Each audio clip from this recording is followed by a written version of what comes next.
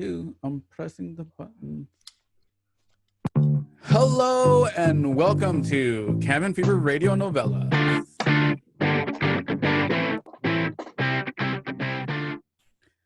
Season number 3, where an isolated group of talented actors and creators come together to stave off their madness and yours and keep us all entertained through dramatic readings of your favorite movies and TV shows, along with original material.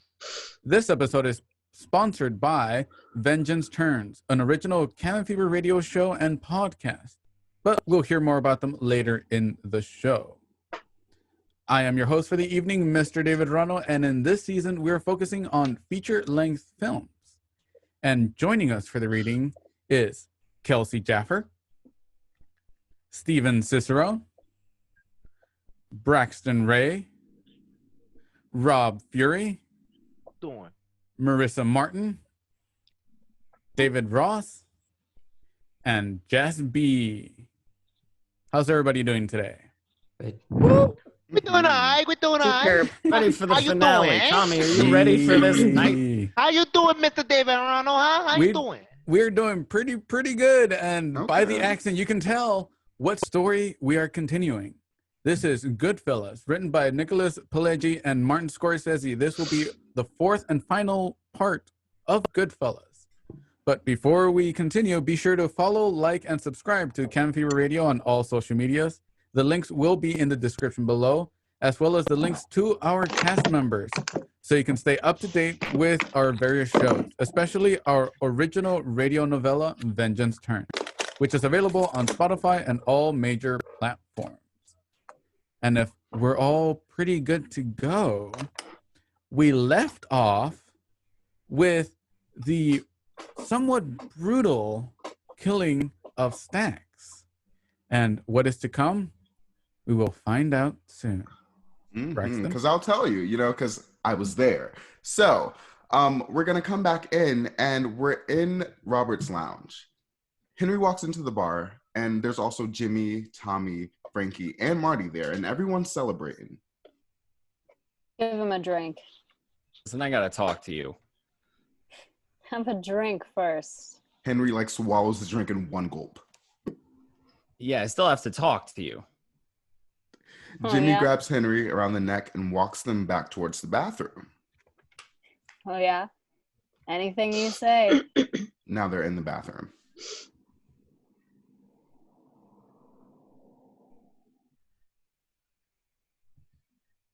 After a brief pause in the bathroom, Henry then says, I printed my lines wrong. Hey, Henry, what's going on, man? I got one of those double-sided printer things. That's an iPod Shuffle now. Give me just a second. Talk amongst yourselves. Page 128. Page 128, Henry. Wow. Hey, Henry, what the fuck are you doing, eh? I'll figure it out. Listen, forget about it. You brought me into the bathroom, and now I'm just standing here. Drink in hand. I don't want to drink 128. But listen, Jimmy, what's going on? What happened to Stacks? Is everything okay? Don't worry about it. Well, look, the cops are all over the place. So what? What are they gonna do? Tommy then enters the bathroom. He's worried. Come on, don't worry so fucking much. Things are beautiful. Hey, didn't you tell him? Not yet. They were hugging. As Tommy came in, they were hugging. So now Henry breaks this hug off. Tommy's going to be made. Paulie's going to make him? Who else? Paulie got the okay. This little guinea fuck. Someday he's going to be a boss. Can you believe someday we'll work for him? And then Henry hugs Tommy, and they all leave the restroom. And now outside the restroom, we see Marty standing there blocking the three's way. Jimmy, can I talk to you now? We see Jimmy and Tommy push past Marty. Hey, come on already. If it wasn't for me, none of you would have had anything. Henry grabs Marty and then shoves him into the men's room and closes the door. Will you shut your fucking mouth? All right, wait, you're going to get your money. Stop busting balls, okay? Just relax. You hear? Everything's going to be fine. And then Henry leaves the bathroom and slams the door. Now back in the lounge, we see Jimmy and Tommy leaving the bar. And we see Marty outside waiting for them. Son of a bitch, you're a pisser. And then we see Marty start to laugh. We see Jimmy hug Marty around the shoulder, and then they walk away from the bar. You want to talk? Okay, come on, let's get it over with. I swear I've never known a ball buster like you in all my life. But Jimmy, nobody loves you like I do. You know that. You name it. I'll do anything for you. Except to stop busting my balls. And we hear the tires squeal and 2 shots ring out. And now we're in Henry's house, and we hear the doorbell. Open up! Henry, Karen, it's me, Fran. They open the door and they see Fran. Marty didn't come home. He's missing. I know something happened to him.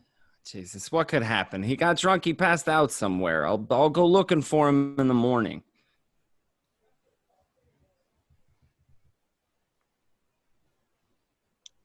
Fran, it'll be okay. Don't worry. I know something happened. Oh. What? Like what I just said? Yeah, in 20 years, he's never been away all night without calling. I know something's wrong. All right. I'll take you home and I'll go look for myself. I'll look right now. All right, and now we're in the parking lot outside of the Sherwood Diner. We see Henry and Jimmy leaving together.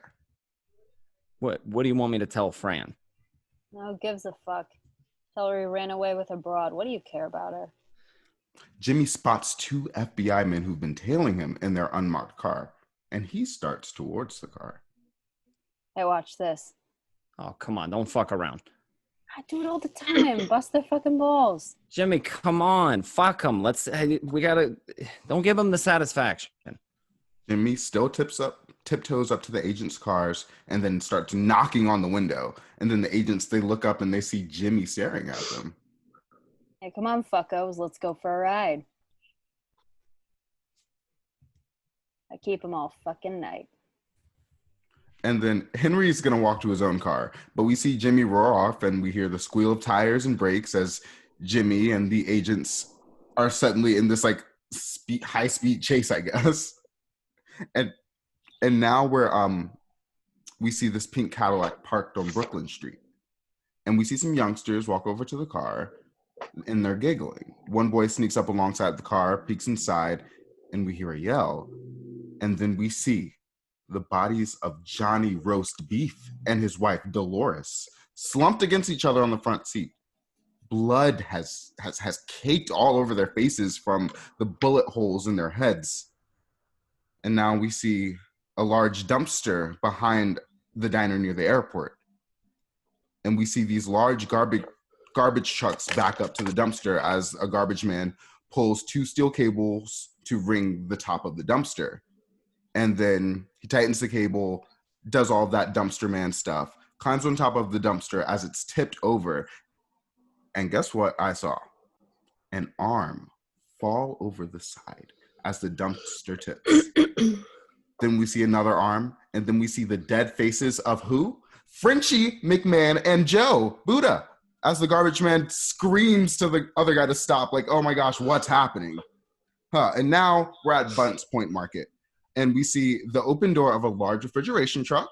We see the bright lights and flashbulbs go off, and then we see a frozen body hanging from a rack inside the truck.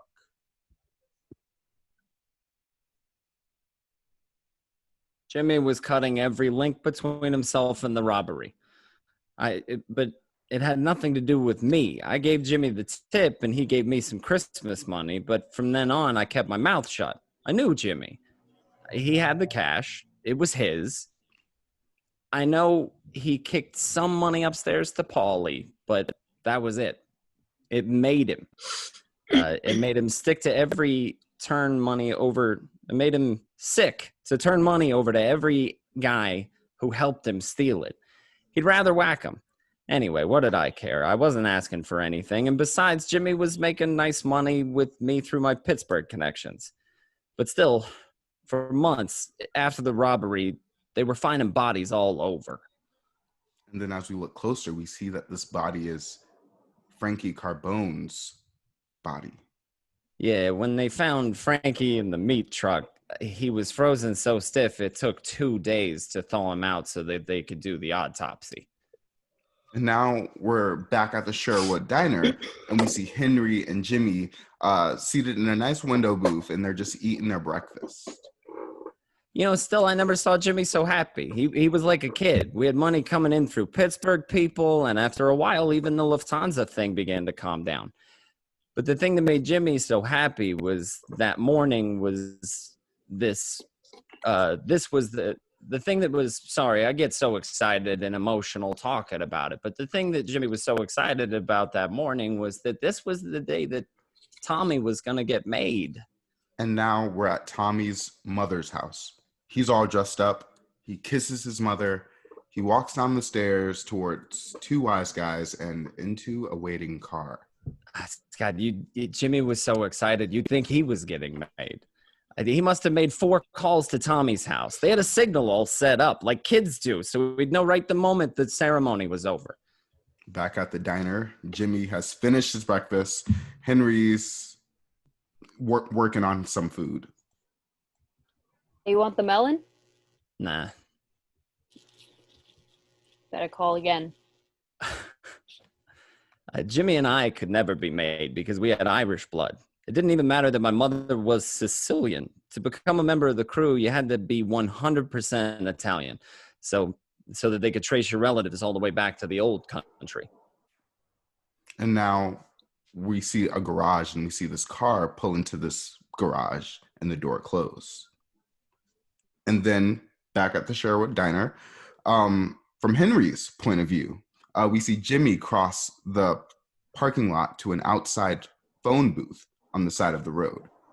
And you know what? I'm not going to lie to you. For real, I don't see how that wasn't suspicious because it's a phone booth and no one, I digress.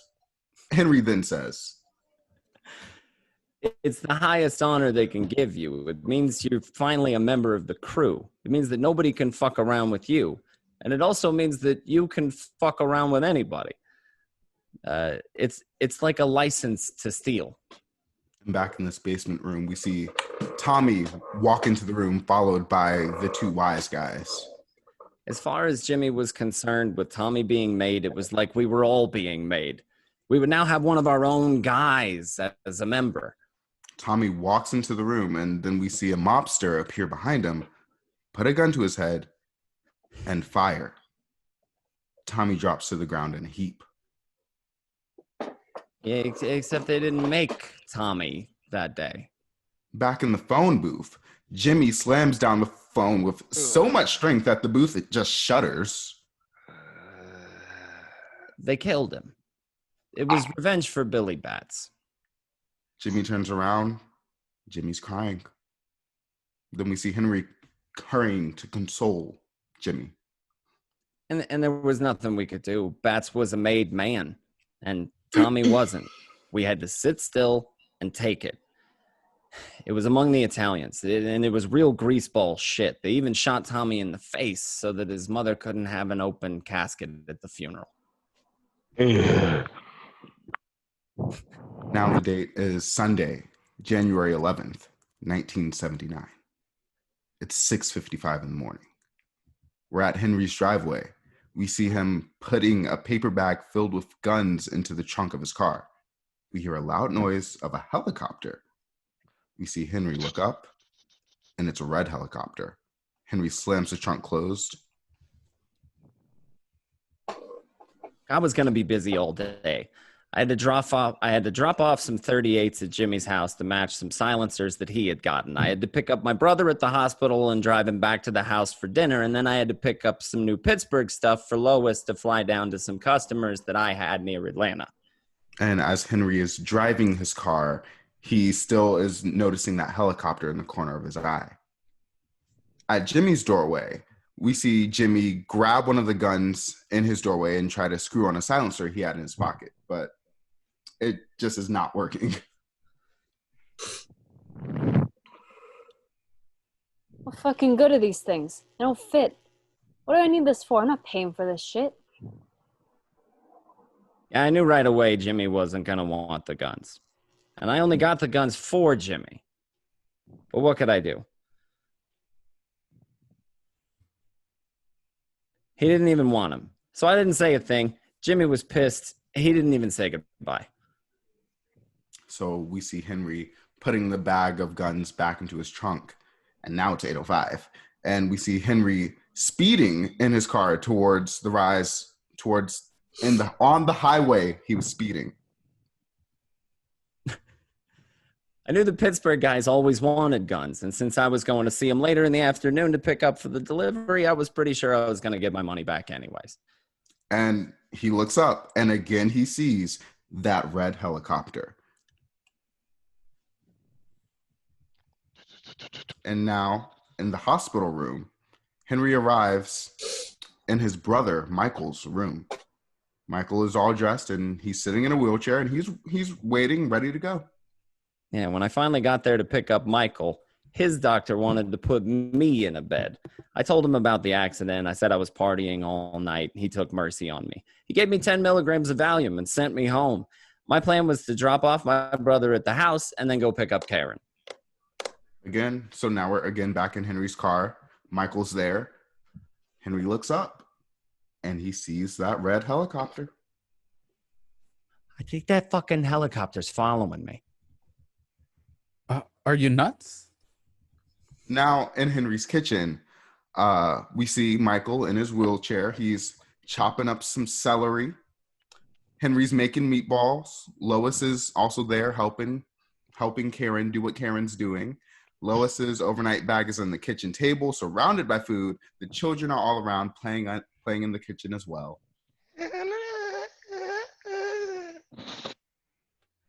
Are they okay in there?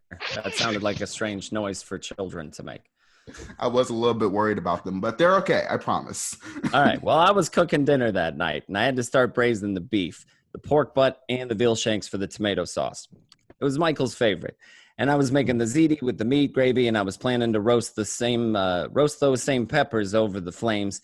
And I was planning on some string beans with the olive oil and the garlic like Paulie does. And I had some beautiful cutlets just cut just right. I was going to fry them up before dinner just as an appetizer. I was home for about an hour. My plan was to start the dinner early so that Karen could unload the guns that Jimmy didn't want, and then get the package for Lois to take to Atlanta later that night. I kept looking out the window for that helicopter, but it was gone. I asked Michael to watch the sauce, and Karen and I started out. And he was trying to make me a plate as well, because that sounded really good, didn't it? All right, but anyway, in Henry's car, we see Karen and Henry in the car, and Karen's like pointing out something she sees out the window. All right, come on, we're going to your mother's. And then in Karen's mother's garage, they are now there. They have arrived. All right, now I'm sure we're being tailed. My plan was to go to her mother's house and unload the guns. Who needed them with all this heat?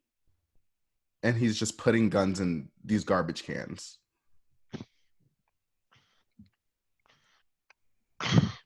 All right, listen to me. Go inside. Tell your mother not to touch anything outside, okay? You hear me? Nothing. They look up, and it's the helicopter. All right, let's go shopping. And now they're at the Long Island shopping mall. Henry's on his phone. Nearby, we see Karen standing outside of their parked car. We also see the large, busy shopping mall. There's a bunch of cars there. There's a bunch of shoppers. It's a busy day. I am not nuts. That has been following me all fucking day. I mean it. And Henry's in a phone booth, and he slams down the phone. They think I'm paranoid? Dumb fucks. I should bring them the helicopter. Then they'll see how fucking paranoid I am. And now back in the mall, we see Henry and Karen peek out of the door, surrounded by people with shopping carts and looking into the sky for this helicopter. It's gone, but Henry's still listening, but he doesn't hear anything yet. Okay, quick. Let's go back to your mother's. And then back in the mother's garage, Henry is getting the guns back out of those garbage cans. And now we're in And while we're still in the garage, we're going to do a quick little ad break. This episode is sponsored by Vengeance Turns.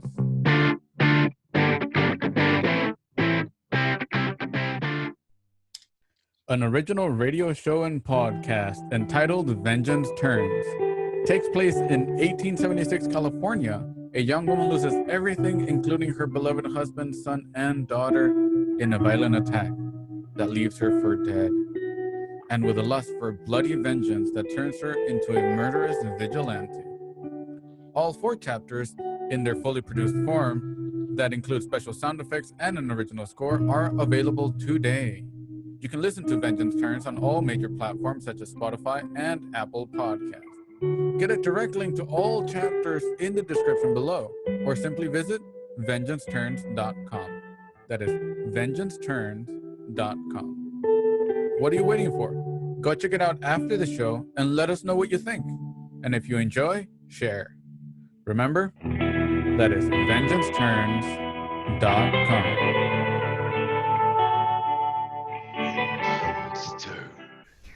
Vengeance Turns.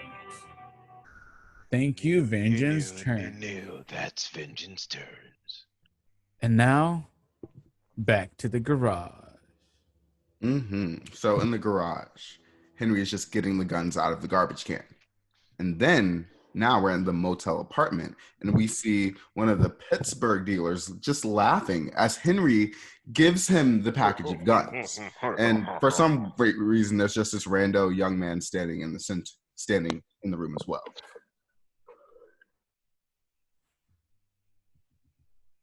Then the dealer says to Henry, Sorry, that was weird. I don't know why you couldn't hear me there. My plan was that I had to get home to get the package ready for Lois and take her on the trip. And then also I had to get to Robin's house to give the packages a whack with some quinine. Quinine. Quinine.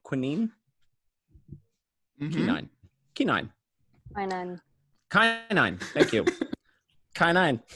Plus, I knew Robin was going to get all over me, and then I had the cooking to finish back at home. So I had to get Lois ready for the trip. And then we hear the phone ring in the bedroom. A dealer picks it up, listens, and then offers it to Henry. Yeah? Well, it's a pain in the ass. I'll see you in about an hour. I can't. I got my brother's home. I got my brother home tonight. All right, we'll talk about it later, okay? Henry hangs up the phone, pauses, and then dials again. In Henry's kitchen, the phone rings. We see Lois answer the phone. And then Michael is still just stirring the tomato sauce. Back in the dealer's bedroom, Henry's on the phone. Are you ready? Yeah. Henry's kitchen, yeah. Listen to me. This is important. If you never listen to anything else that I say, listen to this. It's important. Make sure Henry stirs that sauce and it doesn't stick, okay? Yeah. You know what? Yeah. All right. You know what to do. Yeah. All right. I'm now, stirring. This is also important. Make sure you leave the house when you make the call, okay? You understand me? Do you hear me? You leave the house to make the call. Don't you call from the inside line. Jesus, you must think I'm dumb. What are you bugging me for? I know what to do. Just make sure you do it, okay? You know what I mean. Jesus Christ, you could be such a pain. Can just do what I say. Okay. Lois hangs up the phone. That was a lot. What do you say? Nothing. Just do what I say. So we see Lois just look in her pocketbook, which is on the kitchen counter near the phone. She's looking for a cigarette, but she takes out her airline ticket. So what does she do? After all of that, she calls from the inside line. After everything I told her, after all of her yeah bullshit, she picks up the phone and calls from inside the house. Now everybody's listening. They know everything. They know that the package was leaving from my house. They would have even had the time and the flight number thanks to her. And we see Lois reach for the kitchen phone and dial. So it was right there. And now in Henry's house, we see him working in the kitchen.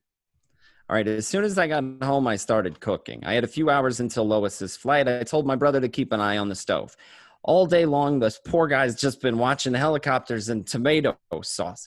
I had to drive over to Robin's place, mix it once, and then get back over here to handle the gravy. And at Robin's house, we see Henry with Robin mixing a half kilo of heroin with milk and sugar, doubling the amount.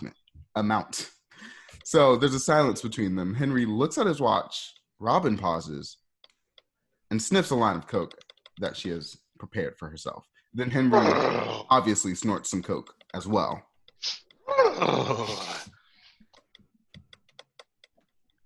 I don't need this. You said tonight, and it's not tonight. It's okay. I'll make it up. I promise. Okay, just hurry it up a little bit. Okay. Okay. Henry grabs 2 of the half-kilo packages and starts to leave. You bastard! Where are you going? We see Henry leave the door just before Robin throws the scale at him. Back in his house, in the dining room, it's after dinner. Everyone's feeling very expansive, if you will. Lois and Henry have left the table. They're now in the kitchen. I gotta go home. What for? I got a pound of stuff in my jacket. I've been carrying it around all day. We gotta start taping it to your leg. I gotta go home and get my hat. Forget your fucking hat. Are you kidding me? Just what I need right now is a trip to fucking Rockaway. Just because you need your hat. I need it. I gotta have it. It's my lucky hat. I never fly without it. Do you realize what we're involved in right now? I don't care. No, I need my hat. I won't go without it.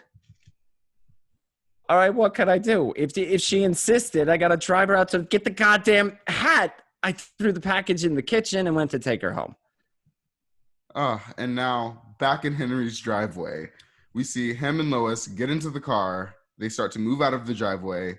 And then Henry noticed that there's this kind of like traffic jam in front of his house. Is weird. I don't know. They're just walking around with flashlights and stuff. It looks like there's been an accident. And suddenly, a man in a windbreaker appears at Henry's window and jams a gun against Henry's head.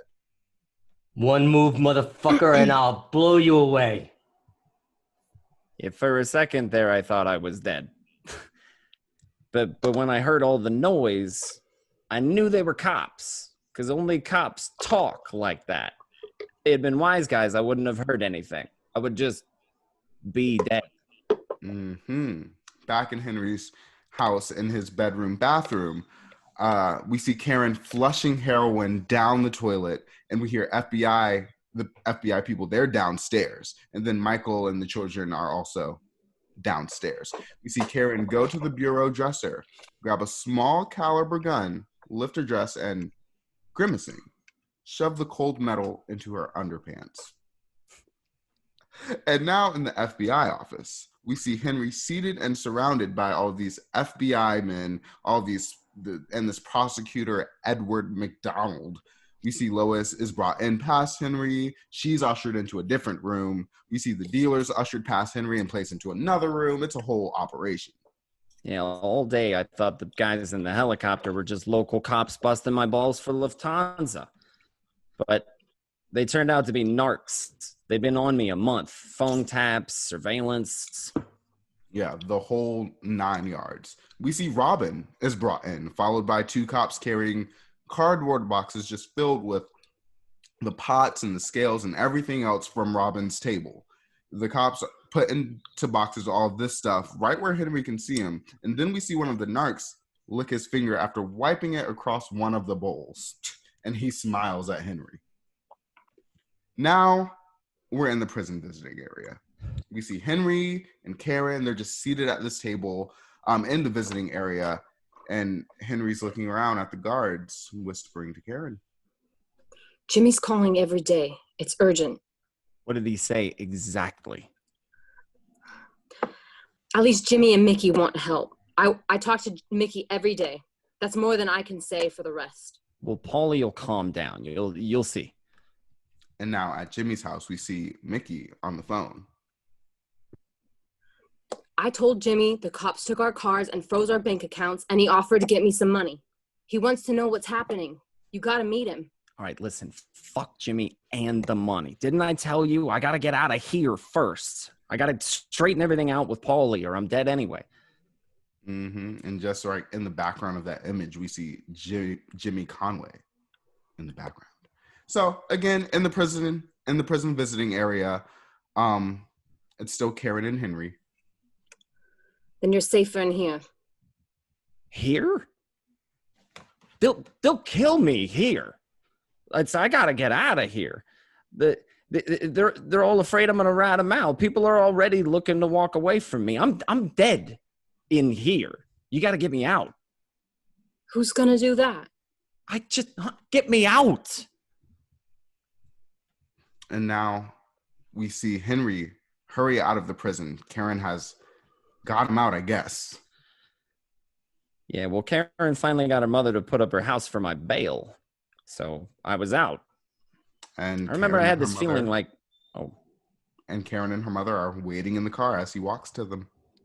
I remember I had this feeling like I was going to get killed right outside the jail. I knew Paulie was still pissed at me, and he's such a hothead. I was afraid he might have me whacked before he calmed down.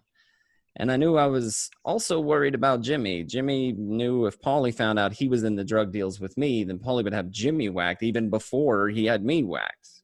This was a bad time. I didn't feel safe until I got home. And now we're in Henry and Karen's house.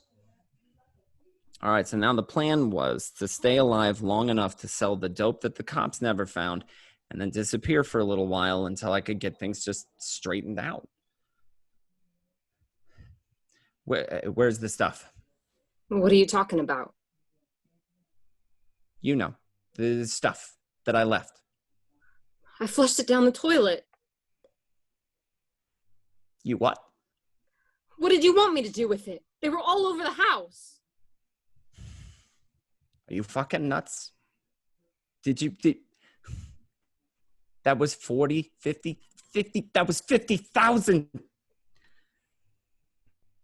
I need it. I was depending on that money. They had a warrant. They went through everything. They would have found it, I swear. Shit.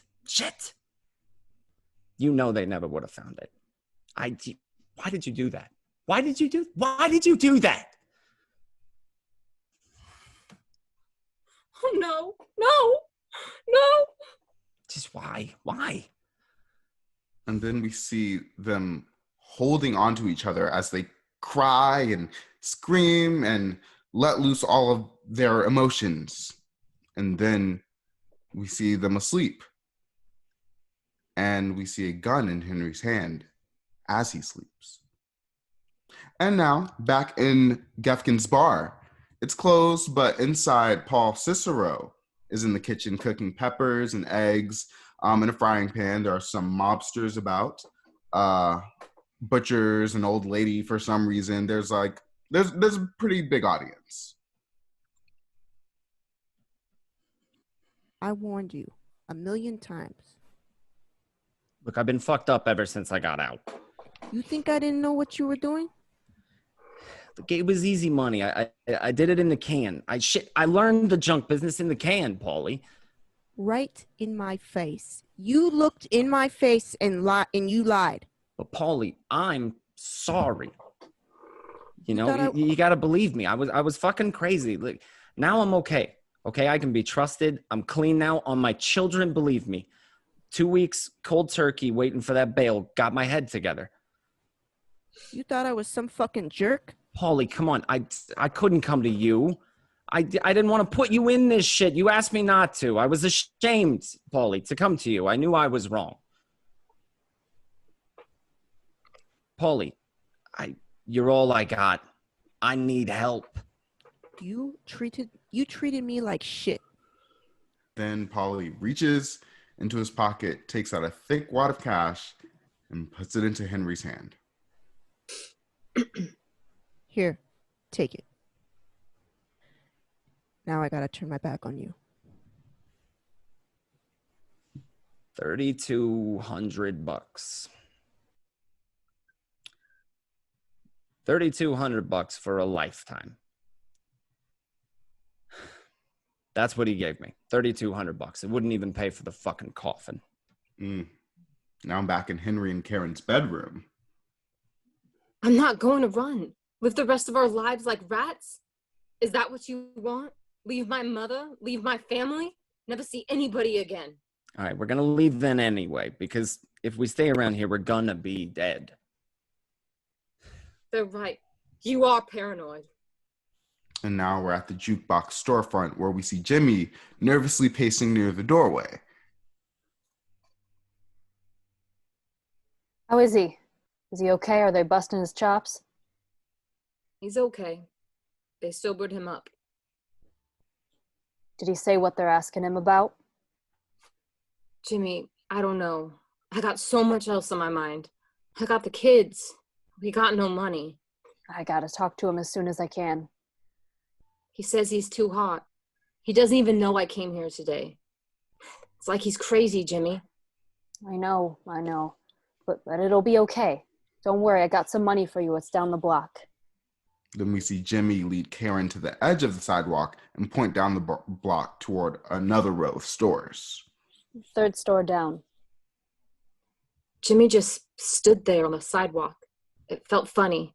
I started walking down the block, but I noticed the stores were empty. I got a bad feeling. I just kept walking. Inside. Now go in there. And then we see all these dark figures waiting inside for Karen. Jimmy, I'm in a hurry. I've got to pick up the kids and my mother's. I'll come back later. Then we see Karen hurrying past the stores. And now in the driveway of Henry's house, we see Karen's car screech to a halt near the garage, and Henry is coming racing out of the house towards her, and he has a gun pressed close to his side. Karen's frozen in fear. She is like shaking and crying, and we see Henry pull her from behind the wheel and just like cradle her in his arms. And then eventually they walk towards the house. What happened? Are you okay? I got scared. Okay, don't worry about it, all right? Everything's okay. I got scared. And now we're in the Sherwood Diner again. And we see this big plate of food, and we look up on the table, and then we see Jimmy there and Henry. If you're a part of a crew, nobody ever tells you that they're gonna kill you. It doesn't work that way. There aren't any arguments or curses like there are in the movies. Your murderers come with smiles. They come as your friends, the people you've cared for your whole life, and they always come at a time when you're at your weakest and most in need of help. So I met Jimmy in a crowded place that we both knew. I got there 15 minutes early, and I saw that Jimmy was already there. He took the booth near the window so that he could see everyone who drove up at the restaurant. He wanted to see if he had been tailed. And then Jimmy stands to embrace Henry as he walks into the restaurant, and the table is just filled with a bunch of different food, fruits, eggs, meats, and the whole 9 yards. You look good. Yeah, I don't need a headache. Come on, eat something. I can't eat. You give me some coffee or something.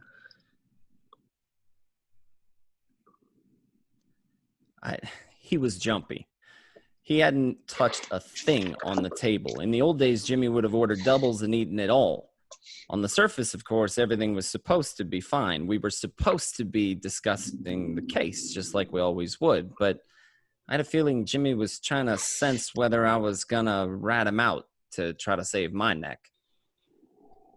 Yeah, I think you got a good shot at Pete in the case. How?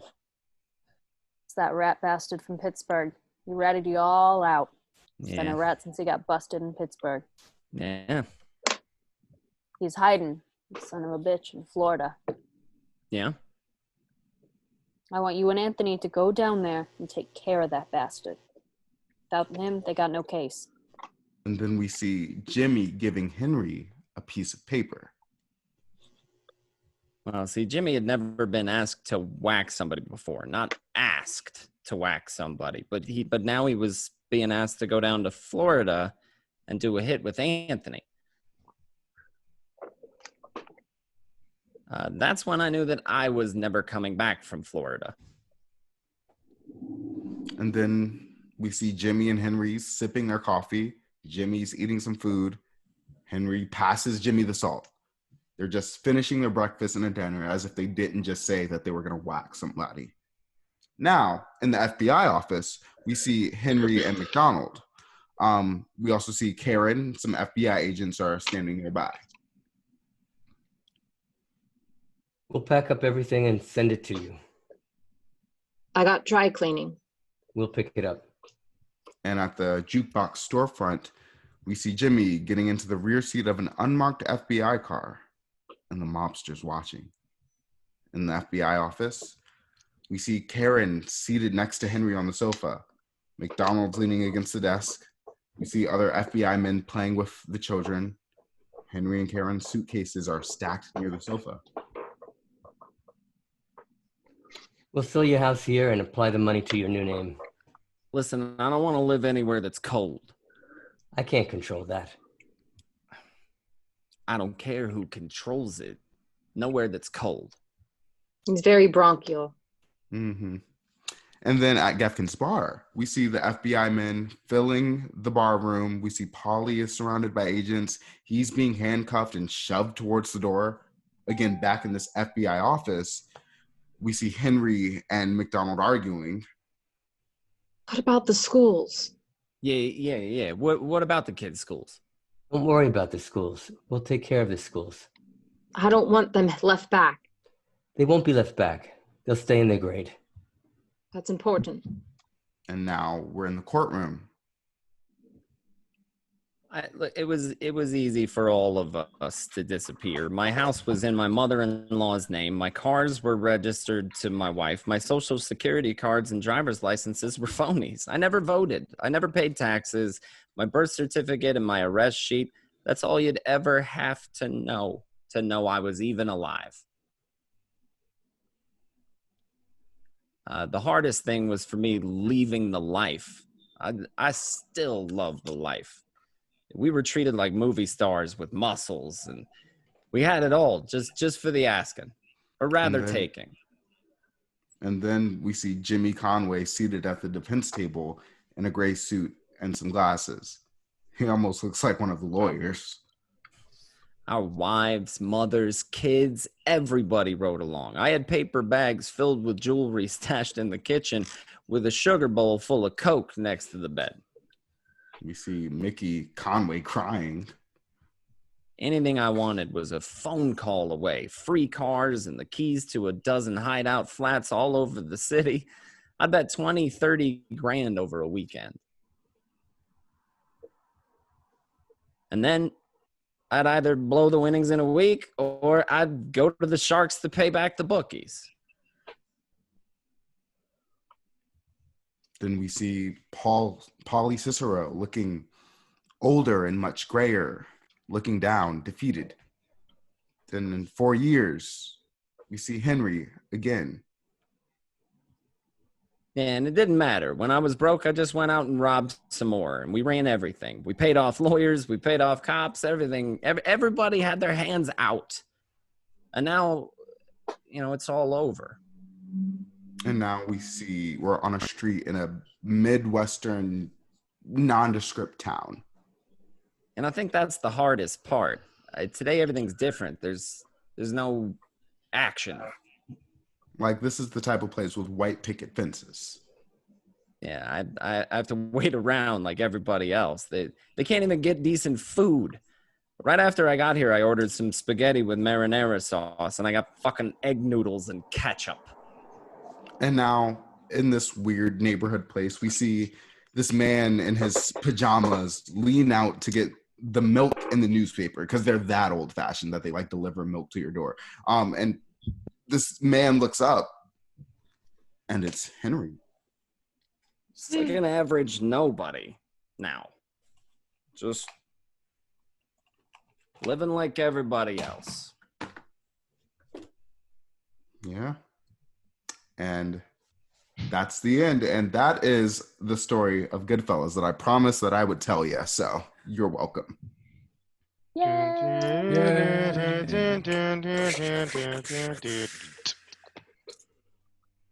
I was about to be like, did Henry Hill just literally just legitly leave right now? I'm like, he's out. David Ross is gone. I know that transformation. That Very was in that was character. cool. I was here for it. Yeah. I keep forgetting David Ross. He's bald. I Yeah, in keep case you guys forgetting. didn't know, there's nothing under the hat. It's like a temperature thing. A temperature thing, he said. Wow. Gotta stay warm. Look, a lot of body heat goes up. You gotta cap it in. Thing has extra flaps to keep my neck shit warm. I'm not kidding. Look. My neck shit. Oh my gosh, you're hilarious. Wow. And to all our audio listeners, he is bald. that's it. Imagine that. That's the audio description. Oh, there Bald are with a little beard. flaps. You weren't kidding. Full beard, but yeah. Yeah, or like if it's too fucking cold, I got this one. Yeah. So like, I like that's a look right there. I'm down for that. It's a good one. He's a He's a man. man. And He's on a that man. note, again, thank Jack you, man. listeners, for staying tuned for Goodfellas, all 4 parts. Yeah. And you guys, again, all the links are in the description. If you guys want to see the first 3 parts, they are available on our CanonFearRadio.com page, as well as on our YouTube channel, our Facebook, and on Twitch as well. And Twitter, I believe, as well. Like, I press so many buttons that I always forget where We're they are. But they're everywhere. everywhere, Mhm. yes. And just, again, a quick little heads up. Being the last of Goodfellas, we are working on a couple new episodes that are coming up. There are going to be 2 specials coming up in the next 2 Saturdays, and then we'll do another feature-length film. And we are still titillating on which film we will be doing, and we will discuss more on that in our Patreon post show. So again, feel free to follow, like, subscribe, comment, and all those fun things on Canon Fever Radio on all social media platforms, especially our Instagram and our Facebook page.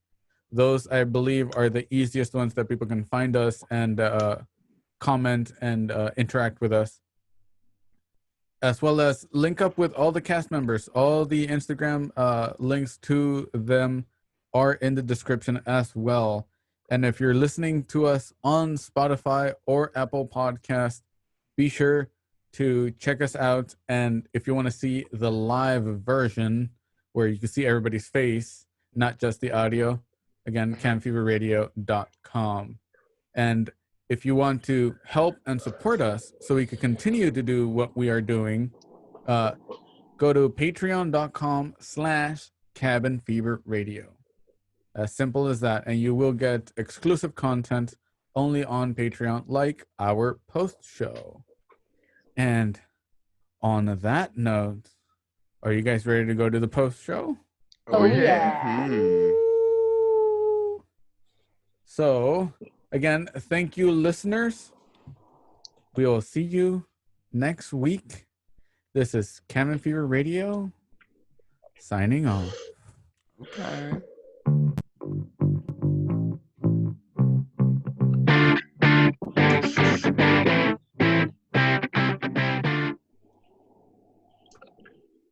Dear diary. We lost your